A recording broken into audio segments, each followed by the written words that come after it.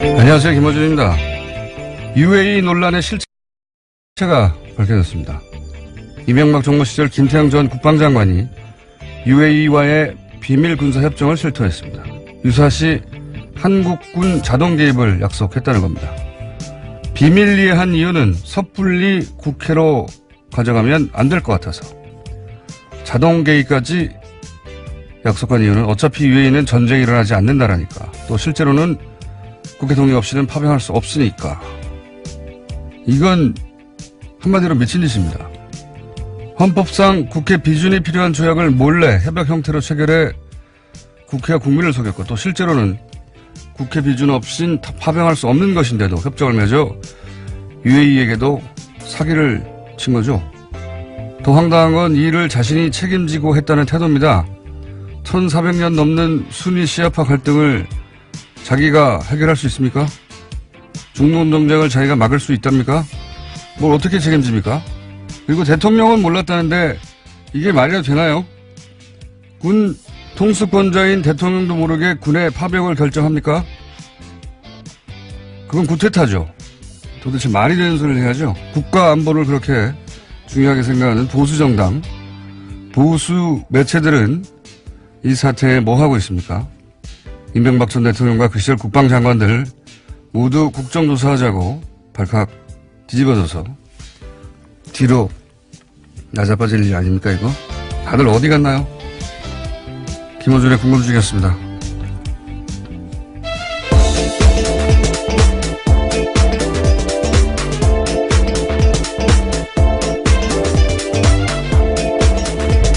시사인의 김은지입니다. 네. 저는 이 뉴스가 아주 폭포처럼 쏟아질 줄 알았어요. 근데 뉴스가 별로 없어요. 이게 좀 말도 안 되는 상황이거든요. 다른 거 하기 전에 이 얘기부터 해야 되겠어요. 임기가 1년 3개월 정도 됐거든요. 김태형 장관이. 네, 국방부 장관 시절에요. 네, 자기 임기가 뭐 100년도 아니고 군 통수권자도 아니고 일개 장관이 이걸 어떻게 다 책임져요. 말도 안 되는 소리. 일개 장관이 국회에 거짓말하고 국민도 속이고 상대 국가한테도 사기를 치고 그걸 또 군 통수권자인 대통령도 모르겠다. 이걸 믿으라는 겁니까? 이게 말이 되는 소리예요? 아니, 군대를 보내게 되면 군 통수권자가 하는 거죠. 그것도 국회도 통과해야 돼요. 이걸 어떻게 대통령도 모르게 했다. 이 말을 믿으라는 건지. 제가 보기엔 김태형 전 장관이 독박을 쓰는 걸로 시나리오가 마련된다 본데 말도 안 되는 거예요. 그리고 이 모든 게 국익을 위해서 그랬다. 국익이 뭡니까? 돈이네요, 돈. 여기서 말하는 국익은.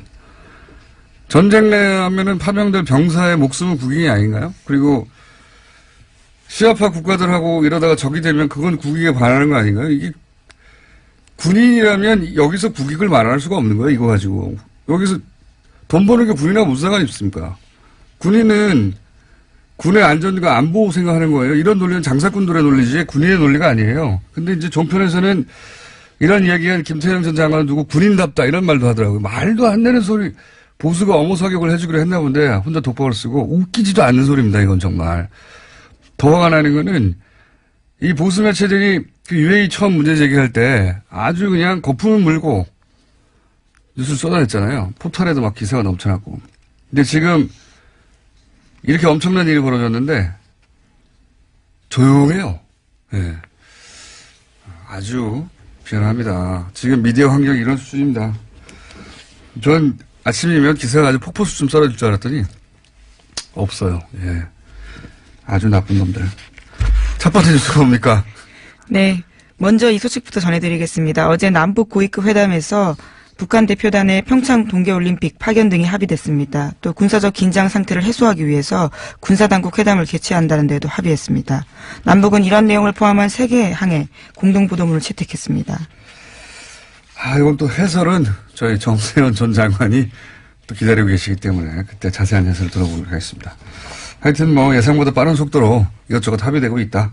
물론 뭐 아직 합의되지 않고 있는 부분도 있고 그거 걸림돌이 되는 부분도 있겠죠. 이제 군사적 문제라든가 이런 건. 네, 그래서 2차 고위급 회담의 개최 시기와 장소 등은 추후 판문점 연락 채널을 통해서 협의하겠다라고 밝힌 바가 있습니다. 알겠습니다. 정세현 장관과 함께 의미나 내용을 짚어보기로 하고요. 자세한. 관련 뉴스가 또 있는 게 있습니까? 예, 북한이 어제 남북고위급 회담에서 서해군 통신선을 개통했다라고 밝혔습니다. 그러면서 이는 최고 수뇌부, 그러니까 김정은 북한 노동당 위원장의 결심에 따른 것이다라고 설명했는데요. 서해군 통신원이 복원된 것은 1년 11개월 말입니다. 2016년 2월 달에 개성공단 가동 중단 때 판문점 연락관 채널과 함께 끊긴 바가 있습니다. 그러니까 이거 사실 그 조선시대로 돌아갔었거든요. 예. 거기 높은 데 올라가서 사람이 소리치고 그랬다고 하잖아요. 육성이나 확성기로 의사소통을 해왔었습니다. 그 조선시대, 조선시대. 예. 전화, 팩스 뭐 다 끊어버리고, 예. 이전 정부에서 이렇게 지냈습니다, 우리가 북한과. 말이 됩니까? 네. 어쨌든 뭐 통신선 다시 개통했다고 하고요. 다음 뉴스는요? 네, 이명박 전 대통령 측이 원전 수주를 대가로 UAE와 맺은 이면 해역 계약이 없다라고 강조해왔는데요. 그러면서 양국 관계 악화가 후임 정부에도 비롯됐다라는 취지의 주장도 해왔습니다. 하지만 앞서 말씀하신 것처럼 김태형 전 국방장관이 새로운 내용들을 이야기했는데요. 이명박 정부는 다시금 이면 계약 논란에 휘말리게 됐습니다. 논란이 아니고 있었대잖아고 말했잖아요. 김태형 전 장관이. 예. 그게 이면 계획이지 뭡니까? 이명박 전 대통령이 참 대단한 것 같아요. 뻔히 자기가 있을 때 책을 한 거 아닙니까? 예. 그런데 자기가 말하면 폭로가 되니까 말할 수 없다. 그 뉘앙스는 뭐냐면 뭔가 이제 현 정부에 불리한 게 있는데 아니 국익을 위해서 내가 참고 있는 거야. 내 입으로 말할 수 없어. 이런 뉘앙스로 들었단 말이에요. 근데 알고 보니까 자기가 잘못한 거예요. 그러니까 자기가 책임지고 자백할 사안을 자기 무슨 내부 고발자가 된 것처럼 폭로할 수는 없습니다. 막.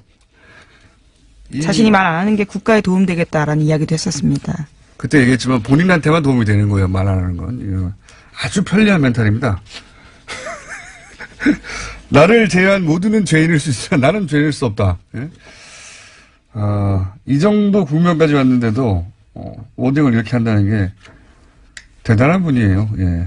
뻔히 자기가 한 일인데 그래서 제가 그 이명박 전 대통령의 그 화법을 참 뭐라고 그랬더라? 유체 있던 화법이라고 제가 말한 적이 있는데 대단한 분입니다. 네. 그때 폭로는 자백. 나는 자백할 수 없어. 그럼 감옥 가 이런 이야기였던 거죠. 예. 어쨌든 이렇게 되면 이제 자유한국당은 할 말이 없어지는데 할 말이 없어져야 되는데 뭐라고 또 하긴 합니다. 계속. 예. 예, 뭐 어제는 침묵했습니다. 애초에 원내대책회의가 예정돼 있었는데요. 열리지 않았습니다. 당 관계자는 최고위원회가 열려야 할 전날에 원내대책회의를 열어서 따로 일정 잡지 않았다라고 했는데요. 하지만 이에 대해서 머쓱해진 게 아니냐라는 이야기가 나오고 있습니다. 이제까지 이면합이 없었다면서 국정조사 요구해 왔기 때문입니다. 머쓱해진 게 아니고 멘붕인 거죠. 보수정당 기치를 걸고 이런 일이 벌어졌는데 그냥 넘어간다는 게 말이 됩니까? 예. 그리고 언론, 그러니까 조선일보가 무슨 정보력의 한계 때문에 정보력이 과거와 같지 않아서 이런 그 똥보를 쳤다. 이렇게 생각하는 사람들도 있던데 저는 그렇게 생각하지 않습니다. 사실 UAE 군사 파병 자동 개입 이런 설들은 당시에도 나왔었어요. 조선일보도 그런 설을 보도했었어요. 예. 네, 실제로 국회에서도 그런 질문이 있었습니다. 네. 유승민 의원이 물었었는데요. 당시 김태형 장관이 부인했었습니다. 그거 저희 제작진이 저렇게 흥분한 거 보니까 중매했나 봐요. 잠깐 들어보겠습니다. 유사시에 군사적으로 지원을 한다든지 UAE가 공격을 당했을 때 우리가 군사적으로 도움을 준다든지 파병을 한다다. 안전 보장을 한다. 상호 방위를 한다. 군사 동맹을 한다. 약속은 없었습니까? 없었습니다. 앞으로 작년에는 약속이 없었습니까? 그렇습니다. 합의도 없었고요. 예. 제작진이 굉장히 자랑스러운 표정으로. 예. 네, 2010년에요. 국회 국방위 전체회의에서 유승민 당시 의원이 김 전 장관에게 물어본 적이 있습니다. 국방위 국방위원장이었거든요. 제가 기억하기로는. 당시 유승민 새누리당 의원이. 그러니까 이 설은 그때도 나왔어요. 나왔고 보도도 됐는데 이게 몰라서 이런 게 아니고 제가 이 관련 소설을 또 써보자면 하도 언론들도 많이 소설 썼으니까 그 이명박 UAE 커미션 비리 이런 쪽으로 번질까봐 미리 선수를 친 게 아닌가. 그러면서 선수를 어떻게 치냐면 현 정부의 이제 외교 무능, 외교 참사 이런 프레임으로 공격을 시작한 거죠. 일제히 보수 매체들이. 그런데 이제 예상치 못하게 김종대 의원의 취재 그리고 주장, 폭로로 이게 뒤집어지게 된 거예요. 예. 그러면서 이제 김종대 의원은 사실은 홈런을 친 겁니다. 예. 네, 어제 또 추가적인 의혹까지 제기했습니다. 김종대 의원의 주장이 이제 더 신빙성에 실릴 수밖에 없는 게, 한 말이 맞았거든요. 예. 김태형 전 장관이 인정했지 않습니까? 그러면서 UAE 국면이 일거에 뒤집어진 거예요. 정보력이 부족해서가 아니라 보수 매체들이 일치단결해서 그렇게 만들어버리려고 한 거죠. 그런데 이제 이런 사실이 튀어나오게 되고 그러면서 뒤집어지면서 이게 의도대로 안 흘러간 거지 몰라서 그랬던 게 아니다. 알고 그랬다. 저는 그렇게 생각합니다. 자, 다음 순요. 네, 유승민 바른정당 대표도 어제 자신의 입장을 밝혔는데요. 문재인 정부와 한국당이 서로의 약점을 덮기 위해서 비밀스럽게 담합하는 것으로 보인다라고 주장했습니다. 그러면서 이에 대한 국정조사 계속하자고 주장하고 있습니다. 유승민 대표는 뭐랄까요. 예. 분명히 이제 공부도 많이 하고 합리적인 분이고 그런데 본인의 세계관이나 상상력을 벗어나는 일이 발생하면 이렇게 레코드판 튀듯이 이런 발언을 가끔 해요. 이렇게 갑자기 정부하고 한국당이 담합을 했다. 예. 예. 여당과 제1야당을 동시에 겨냥해야 하는 정치적 입장은 알겠는데 예, 이런 수준으로 공격을 하면 역풍을 맞습니다. 정부와 한국당이 밀실담합을 한 것으로 보인다. 약간 웃겼습니다. 이 논평은. 어쨌든 국정조사를 계속 하자는 주장이 있긴 있습니다. 이렇게 또 다음 뉴스는 뭔가요? 네, 다스 관련된 소식 다시 전해드립니다. 이명박 전 대통령 참모들은 검찰 수사팀을 탄핵하는 방안까지 검토하고 있다고 채널A가 보도했습니다. 채널A가 이명박 전 대통령의 법률팀 보고서를 입수했다라고 하는데요. 여기에 따르면 이명박 전 대통령은 투트랙 전략을 세웠다고 합니다. 법률적으로는 청와대 고위관계자 출신 변호사를 선임한다라는 거고요. 정치적으로는 현재 수사 중인 검사들에 대한 탄핵이 검토됐다라고 합니다. 이미 10년 전에 검찰과 특검이 수사해서 무혐의 결론 내린 사안에 대해서 재수사하는 것은 정치보복으로 인권을 침해하고 있다라는 주장입니다. 박근혜 대통령 때도 그러지 않았습니까? 예. 박근혜 대통령이 탄핵 대상이 됐을 때 관련 수사에 대해서 인권 침해다라고 주장했었는데 지금 이명박 전 대통령도 지금, 본인에 대한 수사는 인권 침해라는 거잖아요. 네, 검사의 인권 옹호 의무가 있는데 이를 위반했기 때문에 직권남용에 해당한다라는 주장입니다. 하지만 검사 탄핵하려면 국회에서 탄핵 소추안이 발의되는데 쉽지 않습니다. 쉽지 않은 거는 상관이 없고, 예, 그렇게 이제 시끄럽게 만들겠다는 것 같은데, 자유한국당이 이제 요 플랜대로 가주는지 한번 지켜보자고요. 과연 검사 탄핵을 국회에서 추진할지, 저는 이건 진짜 무리수라고 보는데, 어쨌든, 이명박 전 대통령이 다스 수사를 인권침해라고 몰아가는 건 진짜 대단한 상상력이네, 이 법률팀도. 박근혜 전 대통령 못지 않은데요, 그때 법률팀? 예, MH그룹이라고요. 예. 여전히 그러한 주장들을 하고 있습니다. 재밌습니다. 네. 코믹합니다. 자, 다음 뉴스는요?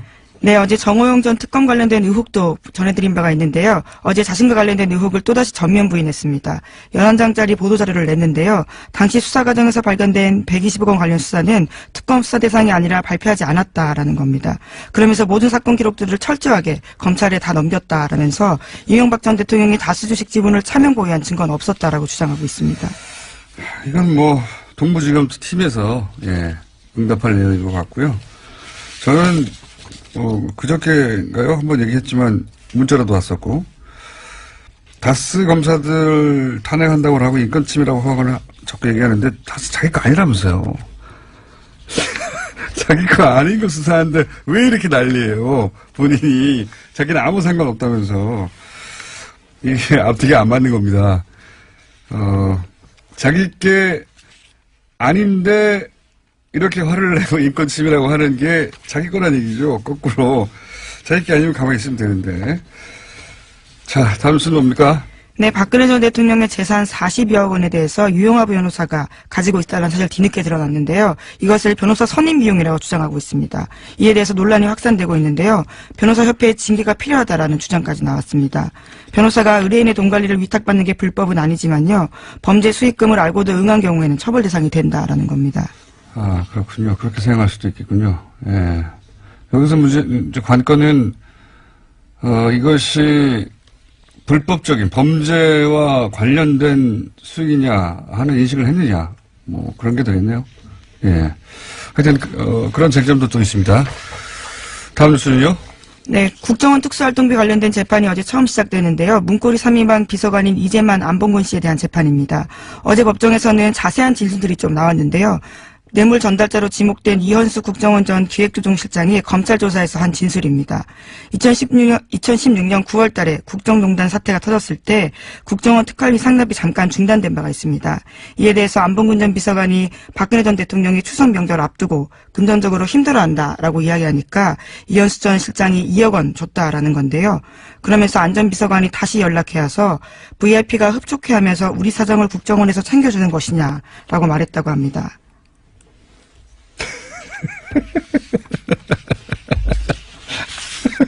자기가 달라고 했으니까 국정원이 어쩔 수 없이 주는 거죠. 우리 사정을 국정원이 챙겨주는 것이냐. 이게 말이 되는 소리입니까? 아, 당시 청와대는 제정신이 아니었어요. 지금 이렇게 나온 얘기들을 들어보면. 근데 이제 여기서 저는 포인트가 국정농단 사태가 이미 불거졌는데도 돈을 받은 거 아닙니까? 멈췄다가. 이 시점에 최순실 씨가 독일에 갔어요. 그때 돈 달라고 했을 거라고 저는 봅니다. 그거 챙겨주려고 한 게 아닌가. 저는 그런 생각이 드네요. 그게 아니라면 이렇게 사태가 벌어졌는데도 그래서 멈추고 있었는데 갑자기 돈을 이 시점에 달라고 추석 때 너무 고생하는 직원들 챙겨줘야지 이런 마음이 갑자기 들었다는 건 전 믿을 수가 없고요. 그거는 그런 이유가 아니었을까. 최순실 씨가 간다고 하니 챙겨주려고 했던 게 아닐까. 저는 그런 추정을 해봅니다. 자, 다음 순요. 네, 지난 2012년 대선의 막판 쟁점으로 부각됐던 NLL 대화록 유출 사건 여러 차례 말씀드린 바가 있는데요. 이 사건은 연금이제 사건으로 남게 됐습니다. 검찰이 문건 유출자를 사실상 지목했지만 기소, 그러니까 재판에 붙이지 못한 건데요. 어제 검찰은 김태효 전 기획관을 증거불충분으로 불기소 처분하면서 이례적으로 유출이 강력하게 의심되나 기소할 정도로 증거가 충분하지 못하다라고 밝혔습니다. 김관진 전 장관, 임관빈 전 실장, 김태호 전 기획관으로 이어지는 이 사이버 살해본부, 그리고 군의 정치 개입 관련은 사법부가 석방하고 기각해서 막았단 말이죠. 예. 이 NLL 대화록 유출도 사법부가 메일에 제목만 열람하라고 해서 첨부 파일을 확인할 수가 없었단 말이죠. 예. 사법부 결정에 이것도 막힌 거예요. 예. 사법부의 일부 판사들은 두고두고 이 문제에 대해서 다시 되짚으며 문제 삼아야 된다고 저는 봅니다. 네, 수사와 관련해서 영장을 청구하니까 이에 대해서 제목만 열람하라면서 일부를 기각하면서 수사가 난간에 부딪혔다라고 검찰은 주장하고 있습니다. 예. 파일이 넘어간지를 확인해야 되는데 매일 제목만 보라고 하는 게 무슨 소용이 있습니까? 내용도 못 읽고 첨부도 확인도 안 하고 말도 안 되는 건데 그런 일이 있었고 그래서 이 수사는 이제 막혔습니다. 예. 공소시효도 끝나버렸고요. 그래서 이제 연금이제라고 하는 건데, 연금이제는 아니고 유출한 거죠, 여기서. 다 아는데 법적으로 처벌하지 못하게 생겼다는 거죠. 자, 오늘 여기까지 해야 될 것 같습니다. 시간이 다 돼서. 네, 그러시죠. 네, 허락해 주셔서 감사하고요. 네. 시사인의 김은지였습니다. 감사합니다.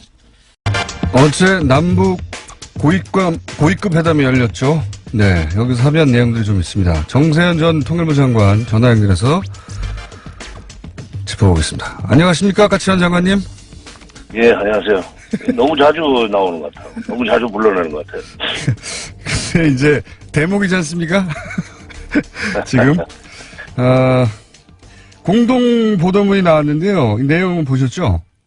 봤습니다. 예, 이거가 이제 전문가가 보기에는 이게 잘 된 겁니까? 좀 해설해 주십시오. 총체적으로는 잘 됐죠. 우선 올림픽 선수단 대표단 참가하는 문제는 실무 회담을 하기로 했으니까 그건 앞으로 이어져 나갈 거고, 예. 그다음에 군사회담을 하기로 합의를 했습니다. 군사회담은 우리가 작년 7월 17일 날 제안했던 거죠. 예. 이제 비로소 시작이 되는 건데, 적십자 회담은 지금 거론되지 않은 건 조금 아쉬운 점이 있지만, 그래도 한술밥에 첫 술에 배부를 수 있습니까? 그 다음에 또, 앞으로도 고위급 회담을 필요하면은 또 열기로 했으니까, 예. 남북 간의 대화의 어떤 모멘텀은 지금 확실하게 조성이 됐다. 이렇게 봐야죠. 근데 파견한다고 하는 대표단을 보니까 뭐 태권도 시범단도 있고 응원단도 있고 예술단도 있고 굉장히 대규모더라고요. 좀 대규모죠. 예. 쪽에서는 대대적으로 이렇게 해서 좀 뭐랄까 평화 분위기, 화해 분위기를 좀 띄우자 하는 그런 우리 쪽에서도 많은 대표단 장관님 화장실에 있습니까 혹시? 아니 아주 어디 울리는 데는 들어가서 화장실 아니고. 근데 우리 쪽에서도 많은 대표단이 좀 와줬으면 좋겠다는 얘기를 처음에 했기 때문에. 네. 이제 근데 또 그 경비 지원 문제도 뭐 잘 비켜나가겠죠. 또 유엔 제재 결의에 제재 뭐 위반된다는 또 비판도 나올 수 있지만 예. 미국에서도 그건 그러지 않도록 잘 협조하겠다고 그랬으니까 예. 전반적으로 잘 된 것 같아요. 네. 보시기에 요거는 조금 나중에 문제가 될 수도 있겠다. 혹은 뭐 그런 지점은 없었습니까? 그 비핵화 문제를 처음에 우리가 처음에 제기를 했는데 그때는 경청했다고 설명이 나오지 않았어요? 네네. 네. 첫 회담에서는. 예. 근데 마지막에 아마 종결회의 예. 마지막 끝나는 그때 저쪽에서 강력하게 아마 반발을 했다. 그런 이제 소식들이 흘러나오고 있는데 아마도 평양에서 모니터링을 하고 있던 평양 그 지도부에서 예. 마지막에 종결회의에서 강력하게 문제 제기를 하라 하는 쪽지가 들어왔을 거예요. 쪽지가 아니라 그때는 뭐 전화죠. 전화로 지시가 왔을 거예요. 지금 그 남부 고위급 회담은 평양과 지금 청와대에 각각 실시간으로 전송이 되는 거죠. 그렇죠. 우리 예. 쪽에서는 우리 쪽에서 하는 경우에는 우리는 화면까지 볼 수 있고, 화면으로 보고 있고. 예. 북쪽은 소리만 들어야죠. 대신, 소리만. 예. 북측 지역에서 하는 경우에는 우리는 또 소리만 듣고, 북측은 뭐 화면도 보고, 그렇게 시설은 되어 있습니다만은, 예. 아마도 처음에 전체 회의, 개막하는 전체 회의 때 제기한 비핵화 문제를 제기한 데 대해서, 대꾸하지 않은 데 대해서 아마 질책이 좀 있었고, 종결회의 때 그걸 리성건 조평통 위원장에 강하게 반발했다는 이제 소식이 흘러나오고 있는데, 여기 앞으로 우리 국민들은 비핵화 문제에 대해서 어떤 식으로 간에 언급이 되고 거론되기를 바라는데, 예. 북한은 처음부터 그걸, 차단하려고 하는 거다. 이건 미국 간에 하는 거지, 남북 간에 할 일이 아니다 하는 식으로 신뢰를 하면, 여기 조금, 어려움이 될 수 있죠. 그 전에 저도, 핵 문제에 대한 언급을 공동 보도문에 넣기 위해서, 예. 합의문 만들 때, 공동 보도문 합의할 때, 전체 그 협상 시간에 한 4분의 3 정도는 그쪽에다 할애를 했어요. 그래봐야 아주 긴가민가 내지는 아주 포괄적인 그런 표현밖에 그러내지 못했지만, 이게 앞으로, 애매길 거립니다. 애매할 것이다. 최근 이제 갑자기 이제 사이드지만 궁금한 것이 이렇게 고위급 회담을 하면 항상 남한에서 하면 우리가 영상을 보고 북한에서 하면 우리가 오디오를 동시에 듣고 이런 식으로 진행됐습니까? 과거에도? 예, 그럼요. 네. 그렇군요. 그러면 지금 그 회담 내용은 그러면 우리 쪽에서는 누가 듣고 있는 거죠? 청와대의 뭐 대통령을 비롯한 NSC에서 듣고 있는 거? 네, NSC 멤버들 듣고, 대통령도 이제 궁금하면 이제 와서 좀 보실 거고. 그렇군요. 통일부도, 장관이 여기 나가 있으니까, 통일부는 이제 회담본부에 그게 있죠. 회담본부에 있으니까, 통일부 장차관 이외의 간부들, 특히 이제 회담본부장, 회담 전략 팀들은 가서 듣고, 보고, 그리고 대책을 세우죠. 중간중간에 그러면 뭐 연락이 가서 그건 이런 식으로 정리하라든지 그건 이렇게 하라든지 그런 지시가 내려오기도 합니까? 겪어보셨으니까. 예, 우리는 잘 안 해요. 그걸. 우리는 잘 안 하는데. 회담 수석 대표한테 상당히 많은 권한을 주기 때문에 아하. 위임을 하기 때문에 근데 북쪽은 좀 그게 층층시야로 위에 있어서 예. 중간에 쪽지 들어오는 경험을 중간에 쪽지가 들어오는 걸 몇 번 경험했어요. 저는 북쪽에서 그럼, 회담을 하건 우리 쪽에서 하건 간에. 그럼 태도가 바뀌거나 뭐 말을 바꾸거나 아니면 뭐 근데 갑자기 어조가 바뀌거나 무슨 말을 바뀌거나 이러는 경우가 있었죠. 그렇군요. 이 군사 당국 회담 개최를 합의했는데 뭐 그 보수 매체에서는 이게 진짜다. 그러니까 결국 북핵 문제를 해결하지 못하는 비핵화를 하지 못하는 이 대표단 파견 그러니까 올림픽 참가가 무슨 의미가 있느냐까지 극단적으로 얘기하는데 이 군사 당국 회담 개최가 올림픽하고 무관하게 앞으로도 계속 되는 겁니까? 그건 몇 번 더 할 것 같아요. 올림픽은 이제 패럴림픽까지 포함해도 3월 중순이면 끝나잖아요. 그렇죠. 얼마 안 남았네. 예. 근데 이제 이번 봄에 훈련은 연기하기로 했으니까 예. 그 회담 기간 중에 아니 올림픽 기간 중에는 군사회담이 한반도 비무장지대 내에서의 군사적 긴장 완화하는 그쪽에 초점을 맞추겠지만 그 올림픽이 끝나고 나면 아마 한미연합훈련과 관련돼서 경로이 좀 있지 않겠는가 그런 생각입니다. 올림픽이 끝난 이후로는. 예. 근데 그때는 이제 본격적으로 그거 가지고 실내기를 할 거예요.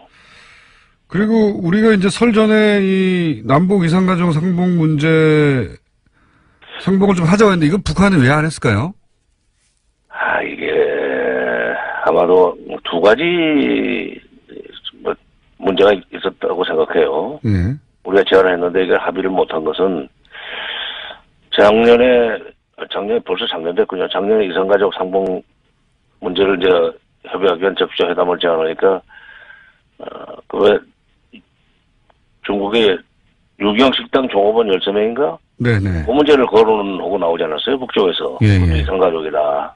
그러니까 그 문제부터 먼저 해결하고 이산가족 회담으로 넘어가든지 상봉 행사라든지 해야 된다는 얘기를 했는데 그 얘기를 또 꺼냈을 가능성이 있고 또 하나는 북쪽에서는 그게 이제 국정원의 공작이라고 주장하고 있죠. 예.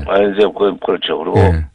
또 하나는 이제 이산가족 상봉하려면은 장소가 이제 금강산으로 한정돼 있어요. 거기다 상당히 많은 돈을 들여가지고 우리가 이산가족 면회 시설을 해놨거든요. 그렇죠. 시설을 설치해놨거든요. 그러니까 그전에도 거기서 만났기 때문에 이산가족 상봉하려면 금강산 들어가야 되는데 금강산 들어가는 문제를 들어가는 계획을 해서 북쪽에서는 금강산 관광 재개하고 연계시키려고는 그런 계획을 가지고 있죠. 2년 전에도 벌써 2년 됐구나. 2년 전에도 그 문제 때문에 결렬되지 않았어요. 차관급 회담이. 그러니까 이번에 금강산 관광과 이산가족을 연계하느냐. 그 다음에 이산가족 상봉 행사 전에 식당 여종업원 문제를 어떻게 할 것이냐는 것 가지고 접점이 만들어지지 않으면 공동보도문에는 못 들어가죠. 이번에 그것 때문에 시간 좀 걸리지 않았나 하는 생각이 들어요. 종결회의가 굉장히 오래 걸리더라고요. 통상. 글자 수는 몇 개 없는데. 그러니까 글자 수는 몇 개 없는데 그렇게 오래 걸렸다는 거는 이렇게 정치적 문제가 있었을 것이다. 예, 그 다음에 이제 핵 문제 가지고 아마 저쪽에서 긴 얘기 했을 거고, 보도문에는 안 들어갔지만. 핵 문제 가지고 지금 시비 걸지 마라, 뭐 이런 얘기. 예. 그런 걸 예상하시는군요. 예. 이 군 통신선이 복원됐다는 건 또 어떤 의미입니까? 그 장관님이 보시기에. 예, 이게 상시 대화 채널이라고 봐야 되는데, 이 군 통신선은 용도가 군사당국 간의 통신도 하는 거지만, 예. 원래 만들 때는 이 철도도로 연결 공사를 위해서 이게 통문을 열고 들어가야 되는 출입을 해야 되는 문제가 있잖아요. 예. 예, 비무장지대 그 철조망이 쭉 쳐져 있는데 중간중간에 남북을 연결되는 통문이 있습니다. 예. 통문의 개방 시간, 그 다음에 통과 인원 등등을 서로 주고받는, 통보하는 그런 채널로 2002년 9월 달에 남북철도로 연결하면서 그걸 개설했어요.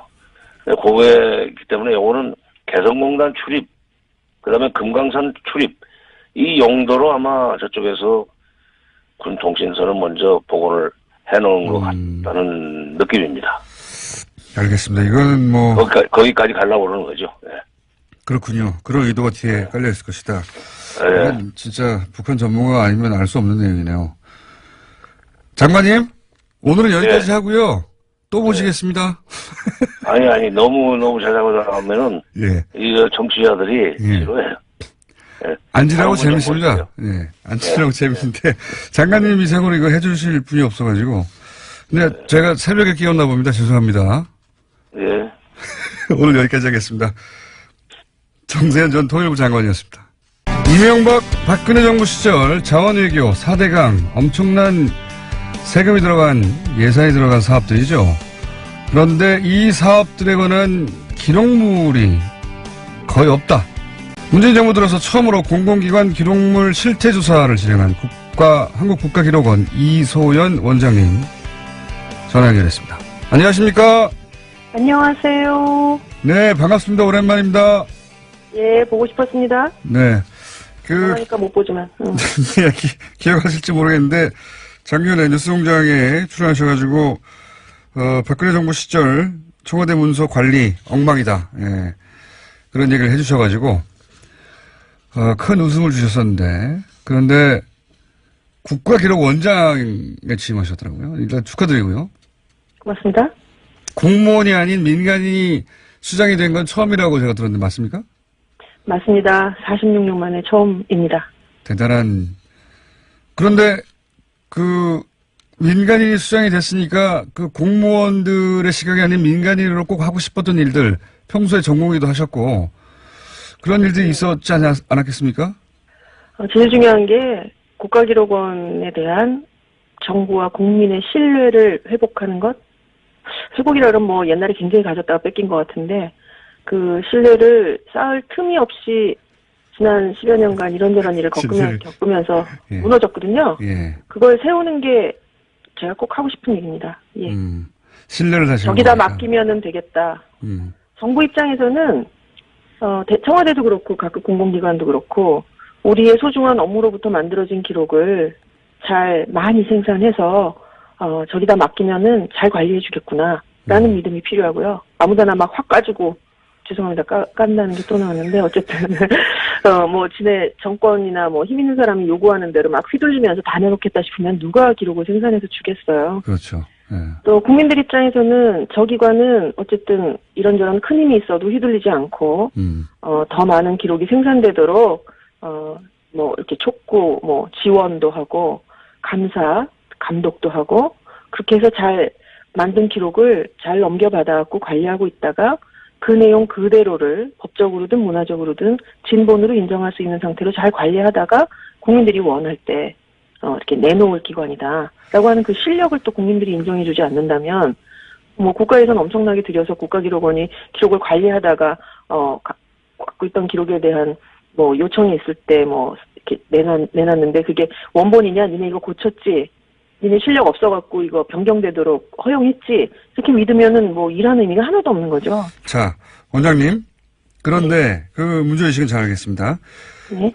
그런데 이제 국가기록원이 그동안 일을 잘 했는지 혹은 더 나아가서 공공기관들이 제대로 문서를 그런 기준에 맞게 생산했는지를 확인하기 위해서 최근에 자원외교 관련된 그리고 4대강 관련된 그리고 세월호 관련된 기록물이 어떻게 관리되고 있는지 실태조사를 하셨다고 제가 네. 들었는데 어제 발표했습니다. 네. 국가가 왜 쪽 국무회의 상정되면서 왜 이쪽 그 기록물 관리가 제대로 되고 있는지 조사하기로 결정하신 겁니까? 애초에? 사실은 이런 일은 국가기록원이 그동안 계속 해온 일이에요. 공공기록물 관리법 19조에 보면 중앙기록물 관리기관의 장, 다시 말하면 국가기록원장입니다. 국가기록원장은 공공기관 기록물의 관리 상태를 정기적으로 또는 수시로 점검하여야 한다라고 하는 조항이 법에 있고요. 이 조항을 구체화하는 시행령의 별표 1에 보면 특히 주목해서 지도감독해야 될 기록물이 어떤 거냐 하면 300억 이상의 국가 예산이 투입되는 주요 정책사업, 300억. 그다음에 그다음에 국민적인 관심사가 모이는 사업. 그다음에 이제 이게 한 장짜리 굉장히 많은 조항들이 있는데 그중에 요 세 가지에 밀접한 관련이 있는 내용을 제가 말씀드리는 거죠. 국토의 형질을 변경시킬 정도의 대규모 공사 사업. 이런 것들이 들어있습니다. 4대강에 딱 맞는 거네요. 그렇죠? 그렇죠. 그러니까 이런 거를 저희가 법에 따라서 했어야 되고 그동안 사실 안 한 것은 아닌데 국가기록원 직원이 행안부 직원이 3,000명인데 국가기록원 직원이 320명이에요. 굉장히 큰 조직임에도 불구하고 저희가 이 법 조항에 따라서 지도 감독해야 되는 수시 점검해야 되는 정기 수시 점검해야 되는 대상 기관이 1,500개입니다. 저희는 행안부에 소속되어 있는 소속기관일 뿐이지만 기관 이상은 저희가 감독해야 되는 대상이 되는 기관은 청와대, 입법부, 사법부를 다 망라하는 1,500개 기관이에요. 그러니까 이 기관을 아무리 정기적으로 수시적으로 점검하라고 해도 일제 한 번에 매년 이렇게 할 수는 없기 때문에 그때그때 좀 이렇게 영역을 잡아서 할 수밖에 없고 그렇군요. 해왔던 일인데 다만 올해의 차이점은 뭐냐면은 예년에는 이렇게 점검에서 나온 결과가 충격적이라고 할지라도 그것을 이렇게 크게 문제시할 수 있는 어떤 기관으로서의 자신감 또 기관의 구조 같은 거는 없었던 것 같아요. 아무래도 행정직 문화 안에서는 일을 크게 키우기보다는 좀 조용히 자연스럽게 무마하는 이런 업무 관행이나 문화가 있기 때문에 원장님이 오셔서 자신감 있게 이렇게 빵빵 터뜨리시는 거군요. 한마디로. 그렇죠. 사실 업무 자체는 제가 와서 한 게 아니에요. 저는 11월 29일 날 발령을 받았고 이 점검은 작년 원장님 알겠습니다. 그 상황은 다 알겠는데 시간이 다 진행하고 있어서 중요한 내용. 그래서 실태 조사를 하셨어요. 하셨더니 했어요. 예를 들어서 자원외교에 33조가 들어갔는데 구체적으로 석유공사 같은 경우에는 뭐 2조짜리가 4조짜리를 변했는데 300억 이상만 돼도 문서를 자세히 생산해야 되는데 이 관련 문서가 없더라 이런 발표가 있었는데. 그렇죠. 보니까 특히 이 자원외교 관련한 내용은 주요 그 투자에 관련된 결정사항을 심의하는 리스크관리위원회가 뭐 석유공사 말고도 광물자원공사나 가스공사 같은 곳에서 다 어떤 투자의 내용이나 액수를 변경할 때에는 회의를 하도록 이런 관리위원회에서 리스크관리위원회에서 하도록 되어 있는 모양이에요. 당연히 그렇겠죠. 당연히. 그런데 회의록이 생산되지 않은 경우도 있었고 가스공사 같은 경우 회의록이 아예 생산이 안 됐어요? 그 횟수가 1회에서 14회, 18회에서 21회 기록 회의록이 생산되지 않았어요. 석유공사 같은 경우에는 1조에서 2조로 투자 금액을 변경하면서 그런 회의를 했다고 하는 기록은 있는데 그 왜 회의할 때는 회의 자료라는 걸 만들잖아요. 안건별로. 그 안건에 대한 자료가 기록물로 등록되어 있지 않아요. 그러니까 회의를 했다는 것은 있는데 어떤 논의상을 거쳐서 이렇게 투자 금액을 늘렸는지에 대해서는 기록이 없는 거죠. 1조가 더 들어가는 회의인데 회의 내용이 없는 거군요. 네. 또 뭐 회의록을 분실한 경우도 있었고요. 광물자원공사 같은 경우는. 근데 이제 기자분들이랑 국민들이 제일 궁금해하시는 거는 그럼 이 중에 이런 기록관리 부실의 내용 중에 어떤 것이 의도적이냐, 무단 파기냐, 무단으로 이렇게 은폐하려는 의도냐라고 그걸 어제 이제 기자 간담회에서 제일 많이 물어보시죠. 그렇죠. 왜냐하면은 이제 보통 여기 뉴스 공장이 진행되는 TBS도 이게 공기관이기 때문에 예산 가지고 엄청 얼마 안 되는 거 가지고 굉장히 짜게 굴거든요. 기록으로 다 남겨야 되고. 그런데 맞습니다. 근데 이제 저희 직원들도 한 1,000만 원 정도가 변경돼도 원장 결제에 흔적을 남기고 싶어 합니다. 당연하죠. 나중에 책임져야 되니까. 그런데 1억도 아니고 10억도 아니고 100억, 1000억도 아니고 조가 변경되는데 아무런 기록이 없다는 건 이건 상식적으로는 도저히 이해가 안 가거든요. 자, 그런데 저희 조사의 목적은 저희 조사는 이런 식으로 해요. 저희가 목적이 주요 이런 결정사항에 대해서 입안부터 종결까지의 당연히 나와야 하는 기록들이 만들어졌나 라는 걸 보기 때문에 조사 방식이 기본적으로는 공공기록법을 준수하는 방식으로 내부 규정이나 지침이 만들어져 있는지를 제일 처음 보고요. 만들어져 있는 내부 규정과 지침에 따라서 기록을 생산하고 등록하고 관리하였는지를 보는 거예요. 그러니까 그 기록에 담겨져 있는 내용이나 있었어야 되는 기록에 담겨져 있었어야 되는 내용이나 아니면 이것이 어떤 의도를 갖고 파기되었는지에 대해서 조사할 수 있는 권한도 없고 그런 걸 밝혀낼 수 있는 조사 방식도 아니에요. 그렇기 때문에 저희의 후속 조치가 각종 그 감사 기관들에게 감사 요청을 하는 거죠. 기관의 시정 조치뿐만 아니라, 그러니까 기록관리 감사라고 하는 거는 과거에 벌어진 일을 밝히는 내용이라기보다는 앞으로 벌어질 일들에 대한 기록을 더 철저하게 만들면서 이해했습니다. 가도록 하는 그런 내용입니다. 자, 그건 이해했고요. 네. 이해했고 충분히. 그러니까 국가기록원이 잠깐 마지막에 끝나기 전에 저한테 네. 잠깐 시간 주셔야 돼요. 대반전 뉴스 있습니다. 아, 그래요?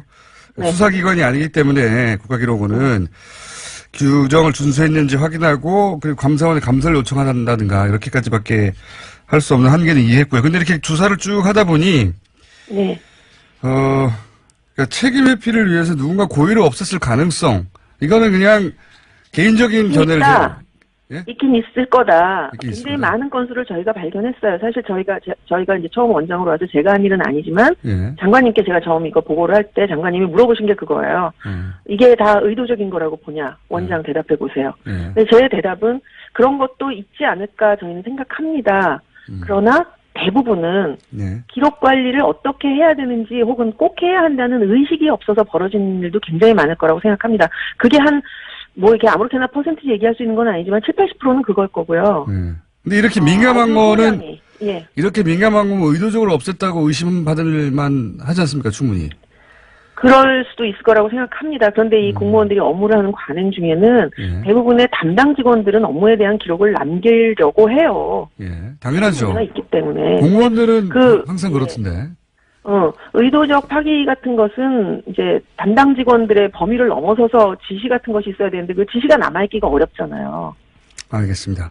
예, 그리고 사실- 또 하나는 예. 공무원들이 또 요거는 또 이렇게 저도 이렇게 쭉 보면 공무원들 중에 내 업무는 세상에서 제일 중요한 업무니까 모든 기록을 다 남겨야 되고 이거 다 연구야 라고 주장하시는 계열의 분들도 계시고 예. 기록 남겨봤자 뭐 문제만 되지 유리할 거 없으니까 가능하면 좀 덜 남기고 알겠습니다. 원장님. 좀 기간도 작게 책정하고 한번 물어보면 워낙 달변으로 길게 얘기하시니까 2분밖에 안 남았기 때문에 반전 알려주세요. 반전. 네, 대반전. 예.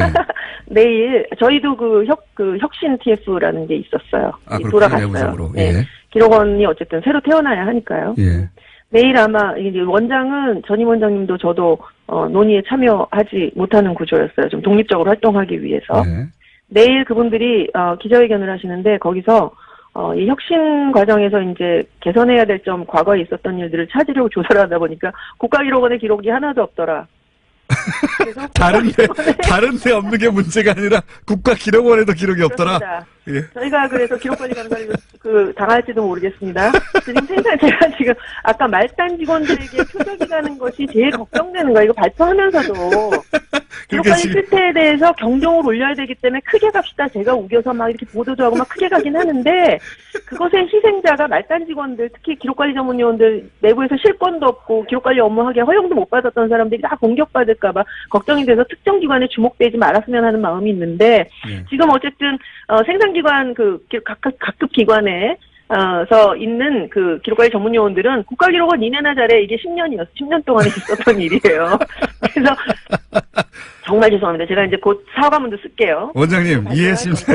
이해했습니다. 그러니까 지금. 대반전입니다. 내일 아침에 이제 뉴스로 나옵니다. 네, 국가기록원에서 지금 석유공사라든가 네. 뭐 광물자원공사라든가 가스공사 뒤져봤더니 필요한 뭐 조단위 돈을 쓰면서도 기록물이 하나도 없더라. 막 이렇게 지적을 하셨는데 오늘 내일 국가기록원 내부 TF 결과가 나오는데 국가기록원에도 TF. 예.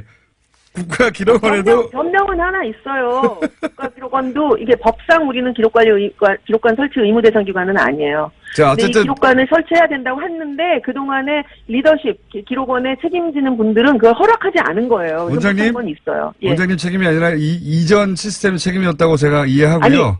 아니 현재 거기서 붙박이로 일하시는 분들의 책임이 아니다라는 그렇죠. 거예요. 그렇죠. 10년간. 네. 예. 네. 그 이전에 장애 책임이었다고 저는 이해하겠습니다. 오늘 여기까지 하고 다시 한번 연결할게요. 감사합니다. 가지고요. 네. 네. 이소연 국가기록원장이었습니다. 노르가즘 정의당 노회찬 원내대표 나오셨습니다. 안녕하십니까? 안녕하십니까? 자, 정의당 김종대 의원이 네. 홈런을 쳤어요. 홈런. 네. 거의 말로 홈런에 가깝습니다. 이건 사실. 지금 뭐 보수 매체들이나 언론들이 그렇게까지 부각을 안 시켜줘서 그렇지 사실상 말로 홈런이에요. 이거. 그 한 달 동안 시끄럽던 UA를 한 방에 날려버리는 네. 이 정도 성과를 냈는데 본인 주장대로 비호감도도 또 높아서 그렇게까지 인정을 못 받고 있는 느낌입니다. 이게. 애초에 이게 그 모 보수 언론에서 예. UAE 아랍에미리트와의 사이에 큰 문제가 발생했고 그것은 현 정부가 예. 탈핵 정책을 썼기 때문에 예. 그래서 그간에 이제 원전 수출하기로 한 원자력 발전소를 갖다가 건설하기로 한 계약 자체를 갖다가 무효화하려고 하고 있다는 말도 안 되는 소리를, 예. 말도 안 되는 이 주장을 펼쳤는데 그러면서 또 이걸 이명박 정권 비리 캐다가 또 그렇게 됐다고 그렇죠. 하기도 하고, 예. 그런 여러 가지를 이제 제시했는데 이걸 자유한국당이 덥석 물어가지고 네. 이 함정에 빠진 거죠, 사실은. 그래서 말도 안 되는 주장을 계속 해왔고 정의당에서는 계속 이걸 지적을 해왔고 제가 네. 또 김종대 의원의 그 주장이 가장 진실에 가깝다. 예. 군사협정 예. 문제다, 결국. 그렇게 얘기했음에도 불구하고 이제 엉뚱한 얘기하다가 이제는 거의 사실로 확인되고 있는 상황입니다. 김태형 그 당사자가 네. 당시 국방장관이 했다고 하니까요. 이제 더 이상 뭐 부인할 방법도 없어요. 예. 사실 근데 이제 김태형 전 장관이 지금 군사협정의 문제다. 그리고 네. 자동 개입 조항까지 들어가 있다라고 사실 다 거의 다 시인했는데 네. 한 가지만은 여전히 큰 거짓말을 하고 있어요. 뭔가 하면 이 모든 것이 MB가 알고 있고 MB 지시에 따라서 한 거다라는 말을 빼버리고 그렇죠. 자기가 알아서. 자기가 다 했다라는 게. 말도 안 되는 소리라고 예. 봅니다, 저도. 근데 사실 저희가 확인한 바에 따르면은 예. 이 사람이 당시 국회에서 예. 선거 같은 질문들에 대해서 우리는 그런 합의가 없다. 일체의 군사협정, 비공개 협정 MOU 체결한 바가 없다라고 거짓말했는데. 국방부에서 예, 예. 거짓말했죠. 예, 거짓말했는데 지금에 와서는 이걸 갖다가 시인을 하면서 자기가 몰래 개인 차원에서 한 일이라는 그렇죠. 예. 거짓말하고 있는데 이게 대통령도 속이고 예. 국회도 속이고 UAE도 속이고 다 속였다는 거 아닙니까? 예, 저희가 확인한 바에 따르면 이게 국무회의를 통과한 거예요. 국무회의를 통과한 예. 것이다. 국무회의를 통과한 걸 가지고 자기가 했다고 얘기를 하는 게 말이 안 되는 거죠. 요 MOU 자체가 국무회의를 통과한 겁니까? 예. 대외적으로는 비공개했지만 국무회의는 통과한 거예요. 아, 새빨간 거짓말이네요, 그러면. 대통령, 사실 말이 안 되죠. 장관이 뭐라고, 임명직 장관이, 임명직 국무위원이 지금 헌법도 속이고 국회도 속이고 상대방도 속이고 다 대통령까지도 모르게 몰래 한다는 게 말이 됩니까, 이게? 그리고 최근에 이 사태를 갖다 푸는 과정에서 예. 송영무 장관이 아랍에미리트를 방문했고 잘 안 돼가지고 이제 김종석 비서실장까지 방문했는데 그 두 사람 방문 사이에 예. 이명박 전 대통령이 방문했어요. 그렇죠. 방문한 이유가 겉으로는 강연 때문에 방문했대요. 바레인 강연 때문에. 아니 그럼 아랍에서 지금 이명박 대통령 불러가지고 강연 들을 사람이 누가 있어요? 그렇잖아. 그러니까 자기들 수행원 앉혀놓고 강연했다면 몰라도.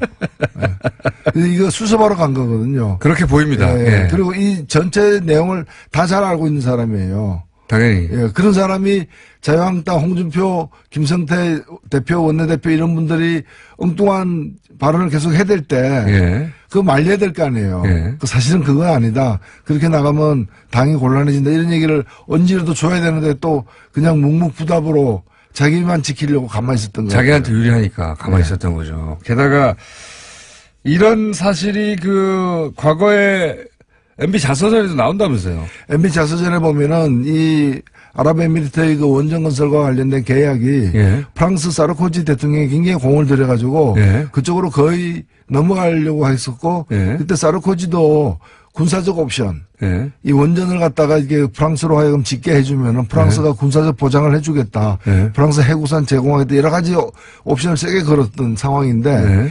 이명박 대통령의 자서전은 뭐라고 돼 있는가 하면 이 문제와 관련해서 가장 프랑스의 약점은 이란이다. 이 아랍에미리트의 군사적 적대국인 이란과도 프랑스가 긴밀한 관계를 맺고 있기 때문에 그 약점을 이렇게 강조해가지고 이 계약을 갖다가 우리 쪽으로 가져오게 만들자라는 대목이 나와요. 네. 나오는데 결과적으로는 그게 이제 군사적으로 뭘 보장해 주는지 자세하게는 얘기를 하지 않고 있어요. 왜냐하면 그거 다 헌법과 법률에 위반되는 내용들이니까. 네. 그래서 자기가 군사적으로 세게 옵션을 걸어서 했다는 예. 내용이 거기 들어있군요. 네, 들어가 있고 그 마지막 대목에 뭐라고 나오는가 하면 그래가지고 아랍에미리트에서 예. 그 왕세자가 무하메드 왕세자가 이명박 대통령에게 당신이 계속 한국에서 집권했으면 좋겠다. 다음 선거에 또 당선됐으면 좋겠다. 이런 한국 내용을 근데 그런 얘기를 했다는 건데 예. 그런 이제 한국 사정을 모르니까 그런 얘기 했을 수도 있겠죠. 정치 근데 시스템을 모르니까. 문제는 그 얘기를 갖다 자기 자서전에 또 옮겨 쓰고 있어요. 자기가 이제 다른 나라에서는 한 번도 하라 그러는데 막 국내 사정상 한 번도 못했다는 그런 여운을 남기면서. 예. 게다가 그러면 그 내용 속에 이제 소위 김태형 장관이 얘기한 것과 다르게 군사적 옵션을 세게 걸었다는 내용이 포괄적으로 들어있는 거네요, 거기에. 예.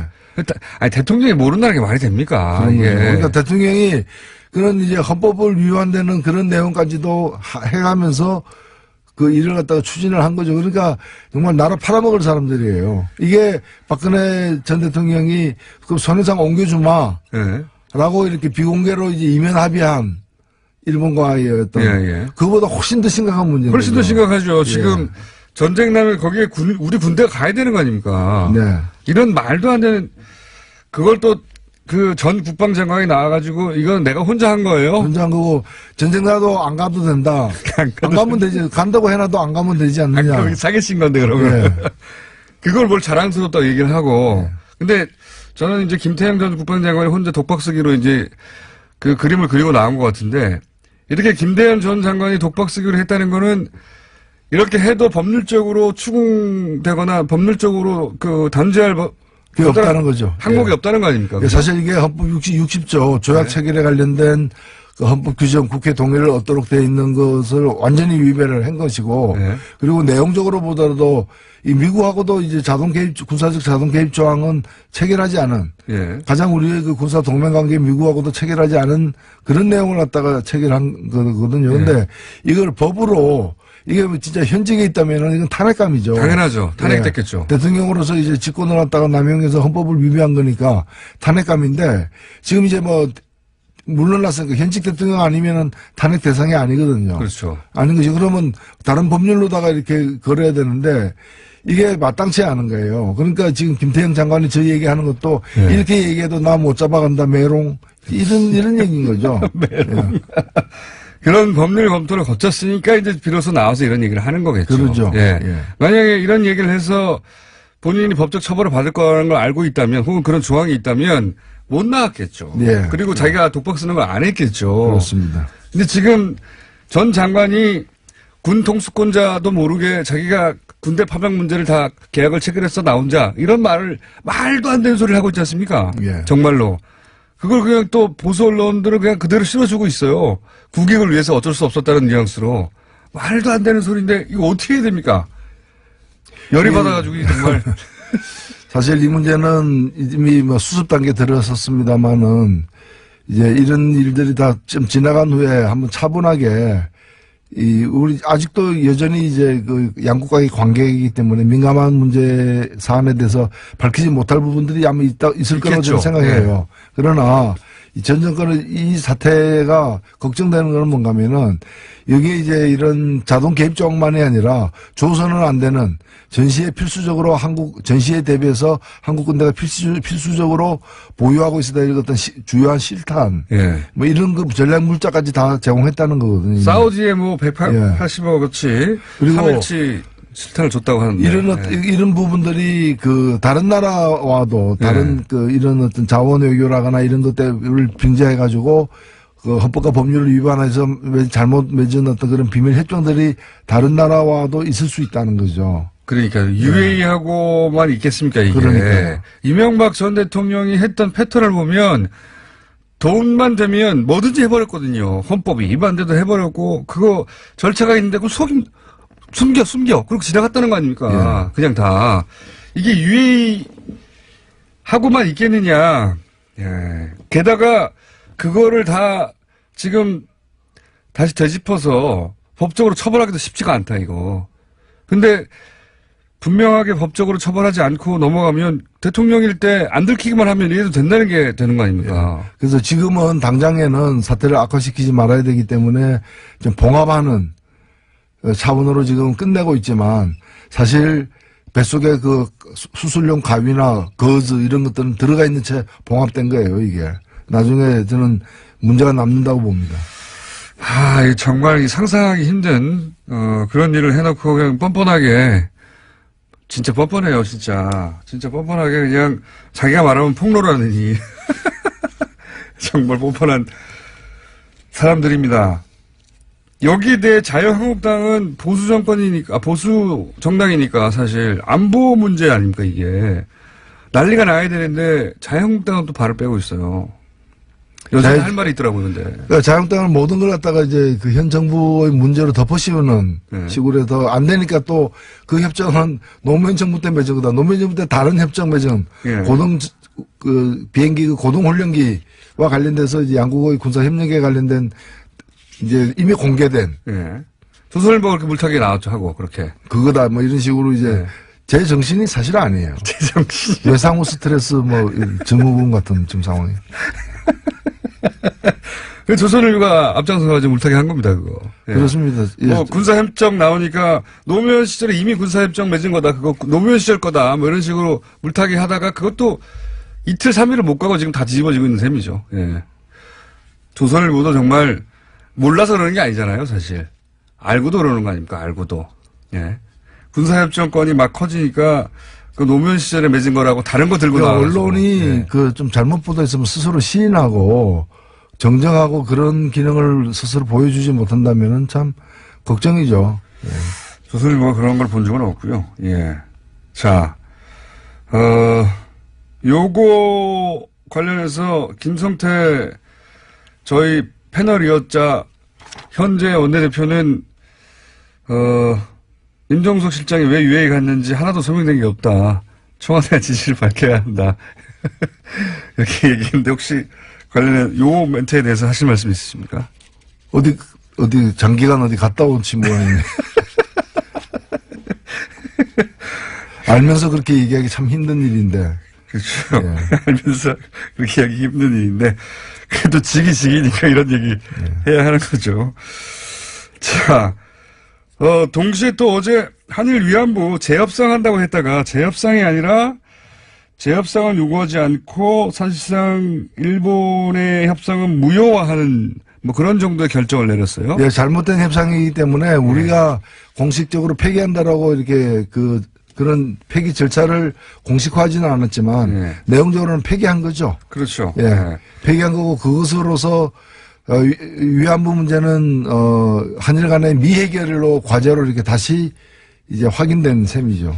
이게 이제 여기 대해서 뭐 정서적으로는 왜 재협상을 선언하고 강하게 비판하지 않느냐 이렇게 얘기할 수 있는데 근데 재협상 문제는 예. 뭐 그런 주장도 재협상 바로 해야 된다는 주장도 일리는 있지만은 재협상 한 데서 재협상이 응할 상태가 아니잖아요. 그렇죠. 일본이. 그러니까 리가 없죠. 지금 재협상이랑 넘어가면 재협상하자라고 압박하는 의미거든요. 네. 근데 그거는 재협상 절차에 돌입하지 않더라도 기존 잘못된 합의를 폐기하는 순간 이것이 미해결 과제로 다시 등극되기 때문에 뭐 결과적으로 마찬가지라고 봅니다. 그리고 이제 재협상 요구하면서 그러면 이제 협상 파기를 선언하는 건데 그렇게 되면 아마도 일본은 이제 어쨌든 이전 우리 정부가 맺었던 거기 때문에 예. 정부 차원에서 사인했기 때문에 협상 파기를 얘기하면서 외교전을 펼치겠죠, 그러면. 제가 보기에 박근혜 정부 위안부 문제 처리의 가장 큰 문제는 원래는 우리가 일방적으로 유리한 사안이었지 않습니까? 보편 인권에 관한 사안이었는데 이거를 국회 간의 협약의 문제로 바꿔버려서 이렇게 되면은 제3국은 토를 달 수 없거든요. 국가 간의 협약이기 때문에, 네. 약속이기 때문에. 그러니까 보편 인권의 문제를 그렇게 국가 간 갈등 문제로 바꿔버려서 일본 전략에 넘어간 거죠. 예. 그렇게 박근혜 정부가 위안부 협상에 관련해서 우리한테 준 최대 피해가 그거라고 보는데. 네. 누구든지 우리 편을 들 보편 인권의 문제를 양국 간의 갈등의 문제로 바꿔버린 거. 일본 전략에 넘어간 거죠. 근데 네. 이제 지금 또 파기 선언하면 일본이 그 프레임으로 몰고 갈 거니까. 그렇죠. 예. 그래서 사실은 효과는 내용적으로는 파기된 건데 예. 자칫 잘못하면은 수세에 몰린 일본이 국가 간의 약속이 한국에 의해서 이제 파기되었다라는 국가 간 식으로 약속 깼다 뭐 이렇게. 마치 자기들이 이제 피해자고 우리가 가해자가 예. 되는 식으로 몰고 갈 가능성도 있기 때문에 그 빌미를 주지 않기 위한 방식이라고 저는 생각합니다. 저도 일본의 전략은 오랫동안 그거였는데 박근혜 정부가 덜컥 그렇게 해줬죠. 네. 실제로. 뭐 미국 정도 되면 뭐 깡그리 다 무시하고 파기해도 되는데요. 미국은 원래 그렇게 잘하니까. 자, 위안부 문제는 아쉬운 점이 있지만 우리 내부에서 무효화하고 돈은 니네가 알아서 찾아가라고 하고 이런 선에서 지금 국제적으로 재협상을 요구하지 않는 것으로 정리가 된 상태입니다. 그리고 또 이제 핫한 이슈가 바른정당 얘기 아니겠습니까? 여기가 뒤뚱뒤뚱합니다. 가다가 예. 네, 잘 갈 것 같다니 어떻게 보십니까 지금? 예, 이 자리에서도 여러 번 얘기했지만은 네. 그 39 플러스 11 네. 그렇게 온전하게 두 당이 통합되지는 않을 것이다. 네. 양쪽 다 이렇게 그 통합에 응하지 않는 세력들이 있을 수밖에 없다. 네. 라고 했는데 그 말 그대로죠. 지금 국민의당은 이미 뭐 숫자가 최종 정해지지는 않았지만은 한 절반 가까이. 예, 절반 가까이 이렇게 그 통합 반대하고 있는 상황이고 바른당 내에서도 그 몇 사람 네, 벌써 두 사람은 나갔고요. 예. 네. 그 김세연 의원은 탈당했고, 네. 그리고 남경필 지사도 탈당했고, 그리고 추가로 한 두세 명 정도도 탈당할 수 있다는 얘기가 나오고 있는데 그런 보도가 대부분 맞더라고요, 보니까 요즘. 남경필 지사는 탈당 선언을 했죠. 절차는 네. 덜 밟은 것 같은데 사실상 뭐 나간 셈이고 원희룡 지사도 뭐 고민한다 그러고 왜 근데 고민이 긴지는 모르겠지만 또 고민한다 그러고 이제 이학재 의원도 그런 가능성이 있는 걸로 보도되고 있죠. 그렇게 되면은 이제 바른정당 같은 경우엔 한 9명 혹은 더 탈당하면 한 7명까지 줄 수도 있습니다. 네. 의원 수가. 이렇게 되면 정의당과 거의 위상이 비슷한 정도로 숫자가 33세 정당이었군요. 국회의원 수가. 33에서 거의 9에서 7까지 줄어들 수 있는데 그것도 문제지만 대표가 바른정당의 유승민 대표가 나는 합당하겠다고 말한 적이 없다. 확정했다고. 이건 왜 이렇게 나오는 걸까요?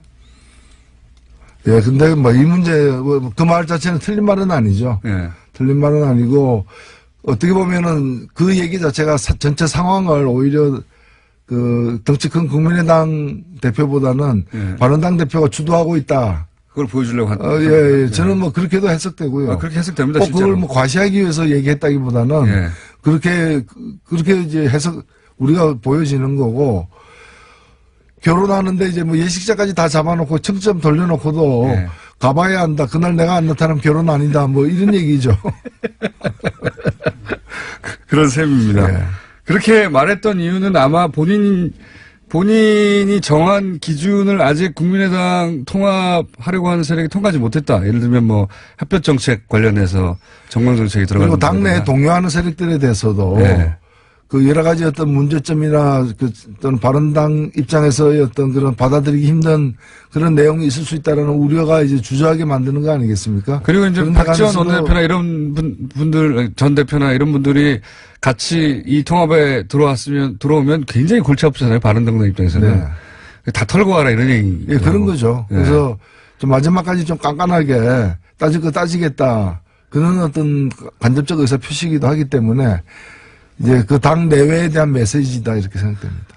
실제 되긴 되겠습니까? 왜냐하면 전당대회도 온라인 투표를 중앙선관위에서 유권 해석으로 그거는 전당대회 정상적인 절차로 간주하지 않는다 했기 때문에 그럼 온라인 투표도 안 되고 결국 오프라인에서 다 당원의 절반 이상 모여서 해야 되는데 이게 어렵잖아요.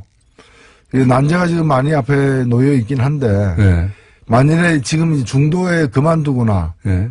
그럼 끝장이죠. 그러면 이제 안양만 못하게 네. 이제 또 공멸하는 상황인 것이고 그렇기 때문에 3차 투성이가 되더라도 하긴 승소시키려고 마지막까지 시도를 할 것입니다. 예. 그 마지막까지 시도하긴 할 텐데 그래서 결국 될까요? 시도하는 과정에서 결국 합의 이혼하지 않을까요? 왜냐하면 합의 이혼해 주지 않으면 시도도 제대로 못할 것 같은데요. 그렇지 않을까요? 특히 비례대표 문제나 이런 거 걸고 이쪽으로 그럼 보내줘. 그럼 우리가 그럼 알아서 이 합의위원회에서 나가줄 테니까 뭐 이렇게 되지 않을까요? 지금으로는 뭐 안 보내주겠다는 거 아닙니까? 그렇게 순순하게 네, 안 보내주겠다는 해주지 않겠다라는 거고 이제 그런 태도 때문에 거의 뭐 사실은 동지가 적이 되는 그런 어떤 지금 상황이죠. 그래서 되긴 될 거라고 보십니까? 안 될 거라고 보십니까? 합의 이혼할 거라고 보십니까? 저는 지금으로서는 안 갈 수 없는 길로 가고 있다. 되긴 될 거다. 되긴 될 거라고 보는 거죠. 예. 되는 과정에서 그러면 결국 갈라지는 거 아닙니까?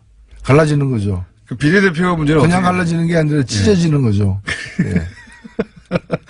그러니까 원수가 되는 건데 이렇게 되면 예. 사실상 비례대표 중에 3분 정도는 나는 통합에 반대하니까 나 풀어달라 놔달라 했다고 하는데 안 된다고 했잖아요. 그거 수순이 이제 합의하에 예. 평화적으로 이렇게 양해해준 예가 정치권은 잘 없어요. 그죠. 예. 이럴 때는 어떻게 됩니까 그럼? 어떻게 되는 게 아니라 혹을 달고 다니는 거죠, 이제. 예. 그러니까 반대하는 분들을 어쨌든 숫자 때문에 억지를 끌고 가가지고 통합을 해버리는 예. 그렇게 되는 거죠 보통은. 예. 왜냐하면 이게 또 잔류파들이 통합 반대파들이 또 무슨 교섭단체라도 된다거나 예. 이렇게 되면 낭패기 때문에 예. 숫자를 줄이려고. 예, 그 숫자를 갖다 줄이기 위해서라도 어거지로 이제 데리고 다니는 이제 그런 상황이 될 수 있는 거죠. 자, 이제 남은 이야기거리는 한 가지밖에 없네요. 언론에 많이 거론됐던 것 중에 하나가 홍준표 대표가 대구로 간 것에 대해서 말들이 많은데, 이게 민주당의 홍일학 의원 지역구입니다. 거기를 갔어요. 그죠? 예. 이건 어떻게 평가하십니까? 예, 뭐 간 것 자체가 굉장히 이제 지탄을 받으니까 그렇지 않습니까? 네, 많이 지탄 받았죠. 예, 이거 뭐 엄청난 지탄 받을 수 없고 네, 내외적으로 다 그런 거죠. 당대표인데 왜 거기 갔냐고. 그러니까 그렇게 되니까 출마 안 하겠다. 그럼 출마 안 할 생각이라면 그 말이 진심이라면 가는 것도 이제 포기해야죠. 도둑이 남의 집 몰래 들어갔는데 그게 문제가 되니까 훔치지는 않겠다. 뭐 이렇게 얘기한 거 똑같은 거죠. 출마 미수 사건. 출마 미수 사건. 이렇게 본인이 생각했던 것보다 비난이 너무 많았던 것 같아요. 예, 그러면 깨끗하게 뭐 당을 살리기 위해서 대구에서부터 다시 시작하려고 했으나 오해가 많다면 굳이 그렇게 하지 않겠다라고 하면서 그게 당협위원장 신청한 것 자체를 폐기해야죠. 그래야 마땅한데 그건 그대로 하면서 출마하지 않겠다는 얘기는 이 국면을 넘기면은 다시 뭐 그렇죠. 그동안 하도 이런 허언을 하고 그런 지방선거 때 개헌하겠다고 해놓고 지금 와서는 안 한다고 하는 거하고 그런 거죠. 2년 반 지나면 사실 기억도 못 합니다, 사람들이. 그런 거죠. 그걸 노리고 있는 거죠. 왜 굳이 대구를 갔을까 싶긴 합니다. 예. 대구가 제일 안전하다고 본 거죠. 그나마 다른 지역보다. 어디 가도 떨어진다 이런 거죠. 알겠습니다. 오늘은 여기까지 듣겠습니다. 최근 한 2, 3주 정도 이렇게 비유도 안 쓰시고 조용조용히 말씀하시더니 오늘은 전투력을 다시 완전히 갖고 가셔가지고 지금까지 노회찬 원내대표였습니다. 감사합니다. 네, 감사합니다. 불친절한 AS. 네. 저희가 교통방송입니다. 그래서 교통 상황 알려드립니다. 전국 대부분 지역 눈이 많이 왔는데 서울은 눈이 그쳐서, 예. 현재 교통 상황이 평소 비슷하다고 합니다. 실리콘밸리에 사는 뉴스공장 애청자인데 주일날 교회 가서 찬양을 할 때마다 다스 때문에 집중하기 힘들어요. 주께서 다스리시네 계속 나와가지고. 방송 중에 뭘 그렇게 먹나요? 제가 꿀꺽꿀꺽 마신 소리가 들렸나요? 이게 씹히는 것도 좀 있습니다. 잣코도 율무 이런 게 들어있어가지고. 예. 가끔 자시 씹히기도 하고요. 예. 그럴 수 있는 거 아닙니까? 네. 자. 그리고 2부에 인터뷰한 이소연 국가기록원장. 네. 이분이 저희 방송에 나와서 작년에 굉장히 재밌게 인터뷰를 하셨어요. 국가기록원장이 되셨는데 워낙 재밌게 말씀 많이 하셔가지고 양대포탈 실검 1위에 올랐다네요. 예. 어제 김종대 의원은 훨씬 더 중요한 얘기를 했는데 실검에 안 올랐죠. 저희는 매우 의심하고 있습니다. 그런 사례도 몇 번 있습니다. 문재인 대통령이 후보 시절에 저희 방송 인터뷰 나온 적이 있어요. 그때 서버가 다운될 정도로 많은 사람이 방송 접속을 했는데 실감이 안 나왔어요. 그때 다운로드가 처음으로 500만 건이 넘어가고 서버 다운했는데 불구하고 문재인 실감이 안 나왔습니다. 굉장히 이상한 일이죠? 예. 김종대 의원 어제 실감이 안 나왔죠? 방송 중에. 예. 꼭, 저희 방송뿐만 아니라 사실 방송 중에, 예, 그 화제가 되는 인물들 TV나 라디오 듣다가 검색하기 마련인데 안 나오는 경우가 있어요. 아무리 충격적인 내용이어도. 자, 그래서 저는 이상하다고 생각합니다. 이분은 TV로 보시는 분인가 보네요. 예. 확실히 살은 빠졌는데 얼굴 살만 빠졌어요. 네. 제 배를 보셨습니까? 안 보일 텐데.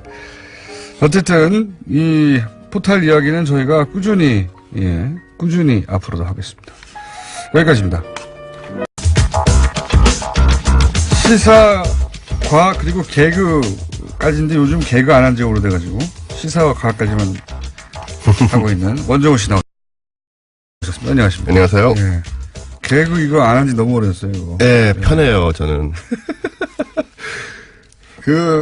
한참 국정농단 얘기하고 그럴 때 촛불 가지고 시작해가지고 정말 빵빵 터졌었는데. 네. 좀 기회를 엿보고 있긴 한데. 네. 아이템이 안 나와요? 예, 아직은 조금 좀 부족합니다. 그렇죠. 네. 무리수를 던지면 망하니까 중간에. 그렇습니다. 예. 이해는 합니다. 좀 조만간 뭐 하나 좀 해주시길 바라고. 자, 오늘 아이템 뭡니까? 왜 재작년에 우리나라에 와서 평지 풍파를 일으키고 갔던 그 알파고. 알파고? 그죠. 이세돌? 예. 그때. 현재까지 인공지능을 이긴 유일한 인류로 남아있는, 예. 그렇습니다. 유일한 인류로 아마 끝으로 남을 것 같은데. 네, 앞으로는 더더욱 이기기 힘들겠죠. 예, 이제는 뭐 완전히 불가능하다고 보시면 네. 되고. 그 알파고의 뒷얘기, 근황이 있는데. 네. 이거를 의외로 잘 모르시는 것 같아서. 이세돌의 근황이 아니라 알파고의 근황이요? 네, 저는 뭐 이세돌 구단은 관심이 좀 없고요. 네. 알파고가 어떻게 살고 있나 그 얘기를 좀 드리려고 하는데, 그 당시에 이제 4대1로 승리를 거뒀잖아요. 알파고가. 그렇죠. 딱 한 번 이겼죠. 네, 이세돌 구단이 한 번 이기고, 당시에 이 대국 전에 저희가 그 프로 구단하고 팟캐스트를 한 적이 있었어요. 네. 어떻게 전망하느냐. 네. 그때는 인간이 이긴다고 그랬죠, 다들. 이분이 말씀하시기를 인간이 한 번만 져도 인간의 패배다라는 그 네. 비장함 이런 거를 갖고 말씀하시다가 대국이 진행되는 동안에는 인간이 한 번만 이겨도 인간의 승리다. 라고 이제 얘기가 바뀌는. 예. 그러니까 왜냐면은 알파고가 그 정도 실력인지 몰랐죠. 그렇죠. 아무도. 이제 대국하는 걸 보니까 이거는 그게 아니다. 이런 걸 실감을 하시고 이제 그렇게 말씀을 하신 거죠. 어쨌든 그렇게 그리고는 이제 떠나갔습니다. 알파고는. 네. 그런 다음에 어떻게 됐느냐. 중국 커제하고 붙는다고 그랬지 않았었나요? 그렇습니다. 그게 이제 작년 여름이었죠. 작년 커제가 5월. 처음에는 뭐 자기가 이긴다는 하다가 다 대국이 그 이세돌 구단과의 대국이 끝난 다음에 자기가 해도 질 거다고 말을 바꿨죠. 네. 그래서 그까지만 결국은- 기억합니다. 그렇습니다. 그래서 결국 2017년 5월에 네. 커제하고 커제 구단하고 커제 구단이 이제 세계 랭킹 1위였죠. 하긴 했어요? 예, 세 차례를 붙습니다. 아, 물론 커제 구단이 3패를 하죠. 네. 그리고는 이때 커제 구단이 눈물을 흘립니다. 대국 중에. 왜요? 화장실 갔다 와서 이렇게 우는데 보면 이제 그 나중에 인터뷰한 거 보면 져서가 아니고 이길 수 없어서 이길 수 없다는 걸 알아서 울게 됐다. 너무나 냉정하고 너무 잘하고 그래서 눈물을 흘리고 그렇다고 왜 울어요? 그 젊은 친구잖아요. 20살인가 뭐 그렇게 좀 그러다 보니까 아무래도 네. 분해서 울었다면 모르겠는데.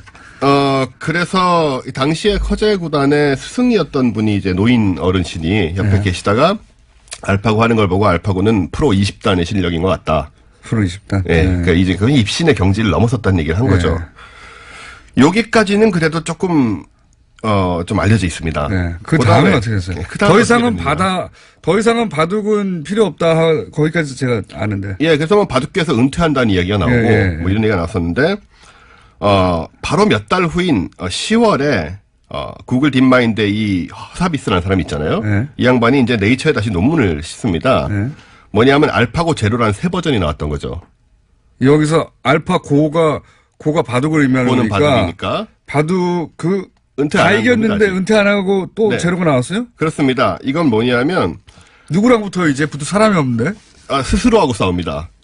아. 알파고 내부에서. 알파고끼리 붙는데 네, 알파고 그 이전 내부에서. 알파고 버전을 알파고 제로는 이기는군요. 그렇죠. 일단은 이 알파고 제로의 차이가 뭐냐면 그 전에 알파고들은 전부 이제 인간의 기보 수천만 건을 참고를 해서 그걸 가지고 바둑을 배웠잖아요. 그래서 확률적으로 이기는 수를 찾아내서. 그렇죠. 근데 알파고 제로는 기보를 하나도 안 받습니다.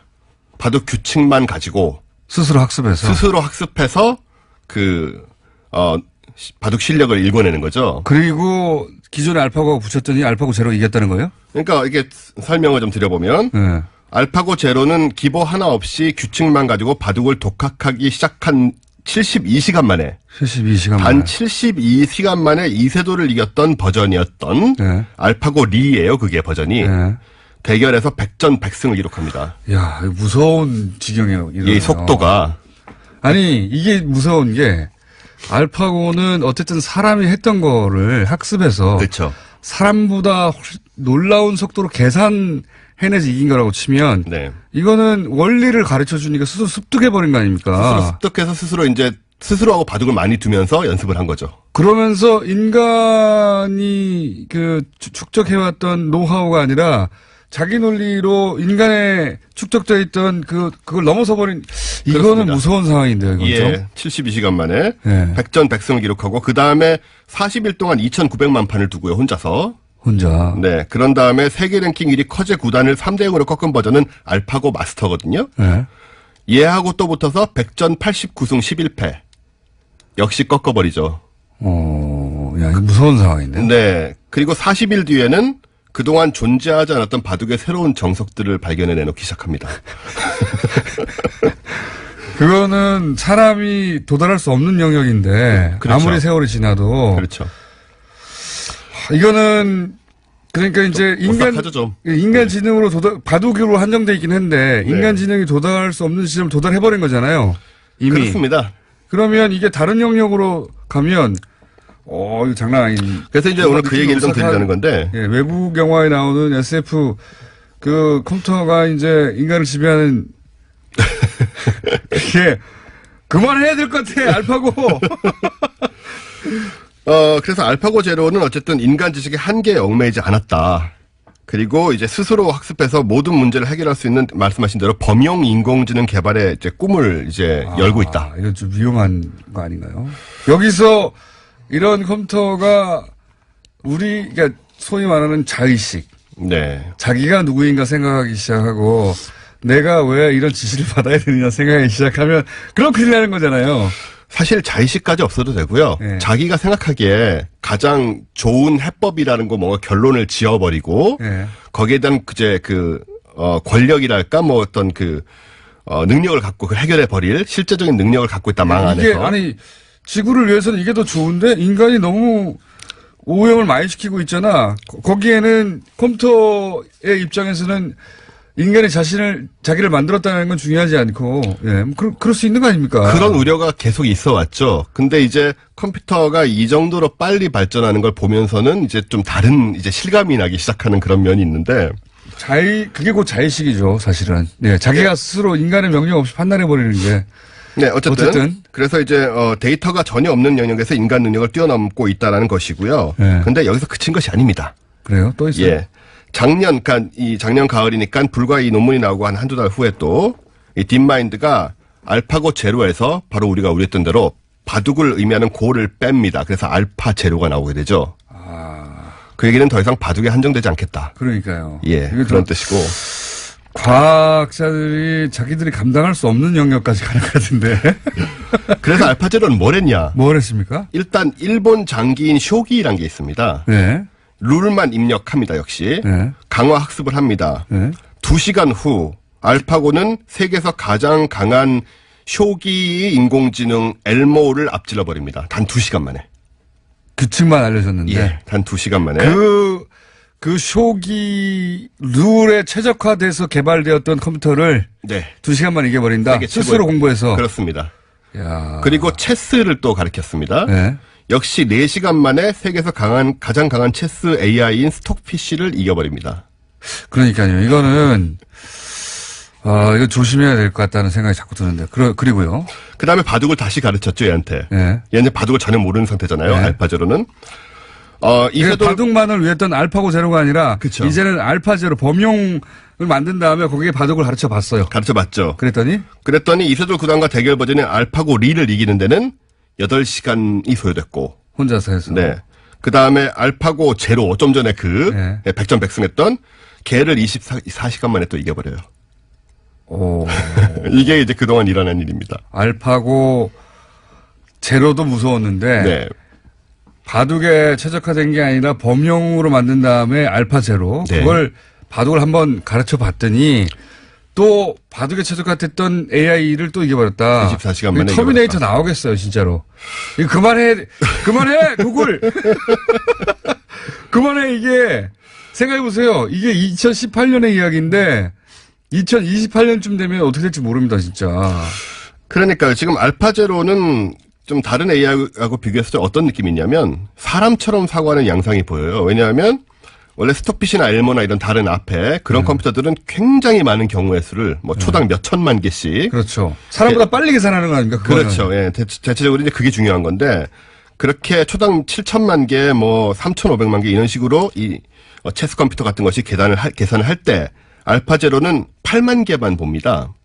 그러니까 집중해가지고 골라서 8만 개만 딱 연구를 하고 그러니까 1000분의 1 수준이거든요. 그러니까 모든 경우 수를 따지는 게 아니라 본인이 그렇죠. 판단해서 꼭 필요한 계산만 한다. 네, 그게 집중을 하고 거기에만 집중을 해서 계산을 하고 그래서 하나하나에 대한 생각이 길어지는 거고 결국은 사람처럼 생각이 길어질수록 결과물의 질이 향상되는 그런 모습을 보이고 있다. 이게 이런 바둑이나 체스 말고 지금까지는 다른 분야 어디에 적용됐는지 아직 안 나왔죠. 알파고는 아직 그걸 하고 있지 않은데요. 알파 제로. 예, 알파제로는 아직 하고 있지 않은데 어쨌든 이걸 보면 이제 거의 상당부 게임 상황을 넘어서서 굉장히 많은 것에 범용화할 수 있지 않을까. 그리고 그걸 목표로 하는 건 분명하고요, 구글이. 이제 범용화라는 거는 이런 얘기잖아요. 알파제로가 세상 온갖 일에서 답을 찾아내 보려고 할 것이다. 그렇겠죠, 당연히. 그래서 뭐 우리 인류 문명의 문제들 있지 않습니까? 뭐 경제, 범죄, 교통, 행정 뭐 5만 가지 문제가 있는데 네, 특히 질병 같은 경우는 먼저 투입하겠죠. 그렇죠. 그래서 인간 대신 효과적인 답을 찾아낼 가능성이 매우 커졌죠, 이제는. 우주 비행 뭐 이런 거. 네, 이제 우리 인간만이 할 수 있는 생각이 있다 이런 거는 바둑으로 이미 깨진 거니까 그런 이제 여러 가지 판단을 하려고 들 텐데 우리 문제가 뭐냐면요. 이 알파제로가 어떤 이유로 답을 제시하는지 그걸 우리가 알 수가 없습니다. 이 특성상. 그렇겠죠. 예, 우리의 머리와 우리의 그렇죠. 능력으로는 알파제로가 예를 들어서 아주 엉뚱한 뭐 제가 예전에 했던 얘기인데 뭐 소행성의 지구에 이제 막 날라오는데 거기에 대한 해법으로 우린 별 생각을 다 하지 않겠습니까? 미사일 쏘고 뭐 예. 그런 거 얘기하잖아요. 그래서 알파제로가 전혀 엉뚱한 얘기를 할 수가 있잖아요. 예를 들어서 뭐 자유의 신성을 없애라. 그럼 우리로선 전혀 이해가 안 되지만 네. 얘는 뭔가 이유가 있으니까 말했을 건데 그 이유가 있으면 우린 사람한테 물어볼 수가 있지 않습니까? 네. 무슨 이유냐? 우린 얘한테 물어볼 수가 없습니다. 이해할 수도 없고. 거기에 그런 상황들이 벌어졌을 때 우리의 한정된 논리와 상식을 믿을 것이냐, 우리의 무능을, 아니면 항상 문제를 해결해왔던 이 컴퓨터를 더 신뢰할 것이냐, 이유도 모르면서 따라갈 것이냐, 이런 문제가 멀지 않은 미래에 곧 등장할 거라는 거죠. 뭐 그것도 그렇지만 저는 그거보다 더 근본적으로 사람이 다 통제할 수 있다고 하는 오만이 있는데 네. 항상 인간이 이제 크게 망할 때 통제할 수 없는 걸 인간이 만들어내고 있는 게 아닌가 싶다는 거죠. 근본적으로 점점. 그렇죠. 사실 SF 같은 그런 우려가 드는 것도 사실이고, 네. 그래서 뭐 스티븐 호킹이나 뭐 앨런 머스크 같은 사람들은 인공지능 이거 그만해야 된다. 이런 저도 얘기를 그런 하고 생각이 있습니다. 듭니다. 예. 왜냐하면 인간의 지능이 도달할 수 없는 영역까지 이미 가서 이미 갔죠. 특정 분야지만 네. 이미 가 있는데 이걸 인간이 통제할 수 있다고 착각하는 순간 이걸 넓게 범용으로 적용하는 순간 큰일 날 것 같은데 아무리 생각해도. 근데 뭐 기술 개발을 우리가 또 막을 방법은 없고 계속 진행은 되네요. 잘 모르겠습니다. 또 너무 겁을 들인 게 아닌지 또 걱정도 되고. 아니 이제 실제 벌어지고 있는 일이니까요. 네. 네. 자, 요거는 이제 잘 모르는 원종우 씨 얘기니까 인공지능 진짜 전문가를 모시고 한번 얘기해봐야 되겠네요. 네. 여기까지 하겠습니다. 원종우 씨였습니다. 네, 감사합니다. 내일 뵙겠습니다. 안녕.